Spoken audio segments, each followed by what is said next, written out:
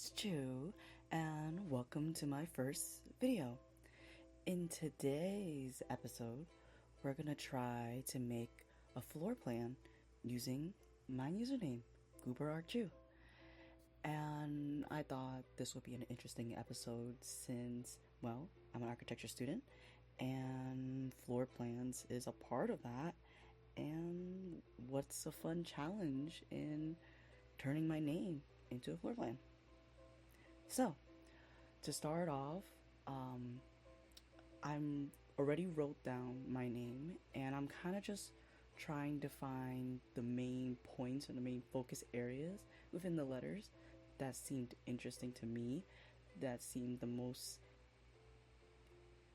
spots that seem like the programs would fit well, like whether the kitchen should be here, the bedroom should be here, or this is kind of how the layout should go, or the main programs should be located. It kind of reminds me of like a bubble diagram, but obviously just putting circles within the letter just to figure out where I want the main majority of it. But I'm just going through all the letters and figuring it out. I would say the most difficult letters that I had to deal with were like G, C, and R because of the curved parts. You would think U would be hard, but luckily, because I did H, it had a similar vibe, so it wasn't too difficult to find the focus area. And as a side thing, because I have two O's and two R's, I just copied and pasted the same idea because I'm not going to make another floor plan for it or an idea for it because I am lazy. I would say it was pretty fun figuring out if I wanted to use like the voided areas of the letters. Like for example, O, like I can use that as like an opening maybe, or A or R for example, or B, using it as either it could be like sunlight coming in, or leaving it like a greenery area in the middle, or using it as actual storage or another area to rest.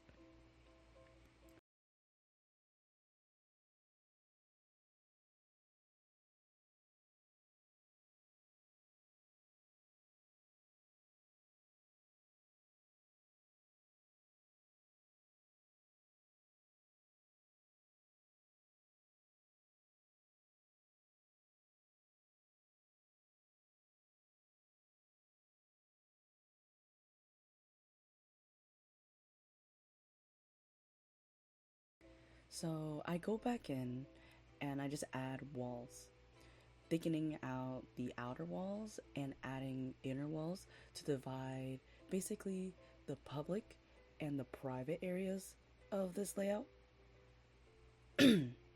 Sorry. Uh, so I'm trying to just, out of the programs I have already put in place, or like the main focus areas, I'm just kind of dividing everything, seeing where I want my private, where I want my public, and just going based on the flow of how the programs would go. So, for example, in G, um, at the bottom of G, I put that as the bedroom, and at the very end of G, I put a bathroom and in the walk-in closet. So the public area is more on the top left of G. While in O, I wanted the private areas to be all at the bottom and the middle. So the middle is being used as a public area, while the top parts of O is used as private areas. In B, I wanted to use the inner parts as like storage and bathroom, so those would be private, while the very bottom right of B is the bedroom, so that's a private area, while the rest of B is all public. E, I also divided in a very similar way, where the bottom of E is the bathroom and the bedroom, and the very middle of E, the one that's sticking out, the little guy, is another private area, while the rest of E is used as the public. R, since it's repeated both, I wanted to create two private areas at the very bottom of R, while the rest of R is public.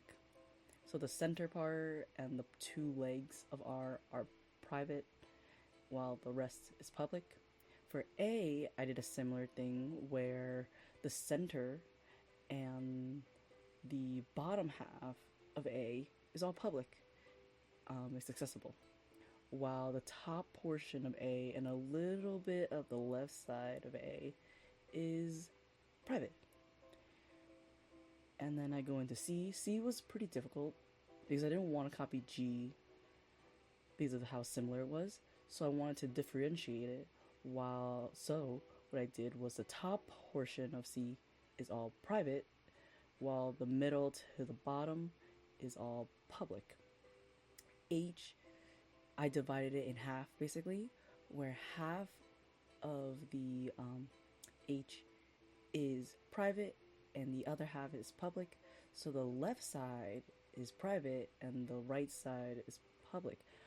For you, I kind of flipped it where the left side is public and the right side is private.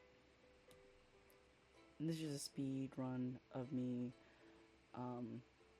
outlining it, making it thicker, more visible with all the walls and everything.